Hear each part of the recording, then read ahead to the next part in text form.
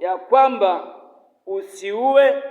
Naona utaratibu ambao Mungu ameweka, waheshimu baba yako na mama yako na siku zako zipate kuwa nyingi kutoka hiyo.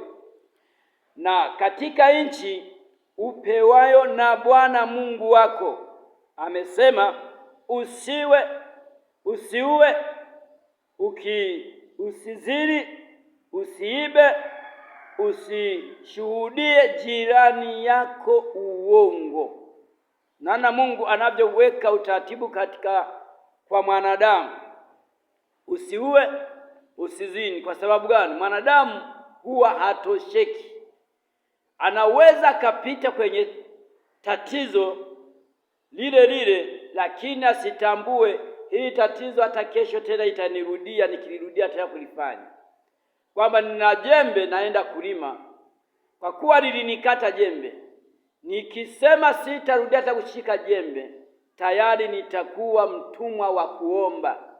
Kwa lazima tena atakwenda kulichukua jembe ili asiwe mtumwa wa omba, akafanye kazi tena.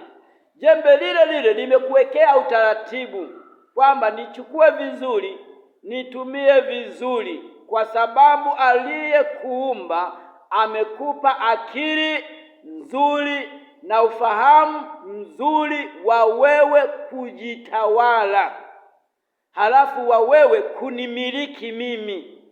Ni kwamba mwanadamu umepewa uwezo wa kumiliki kila kitu kilichoko mahali pale, sio chenyewe kikuchukue, kikumiliki, kikuharibu, kikutese, wakati wewe ndio unayo mamlaka wa kukimiliki na kukitesa chenyewe. Kwa ndio hivyo mwanadamu alivyo na asili hivyo. Hata akifikia wakati ya kwamba mimi ni wakati wa kuoa, hawezi kujua ni kwa nini tuliachana na yule mke wa kwanza, kwamba nikioa tena mwingine na yeye atakuwa kama yule. Lazima mwanadamu anasema yule alikuwa na mapungufu, yupo ambaye hana mapungufu, tutaishi naye vizuri. Na vigezo vya kujua huyu wa kwanza alikuwa na mapungufu mke wako, hawezi ukavijua kama vigezo ipi. Na mwingine atakayejua umeingia ndani ya nafsini mwake tena ukajua na yeye ni tofauti na yule mwingine, hawezi ukajua. Ila unajua jembe ni lile nilitumia vibaya, tayari likanikata, na hili jembe lingine nitatumia vizuri, halitanikata. Lakini bado uko pale ya kwamba unahitaji ushinde uovu, sio uovu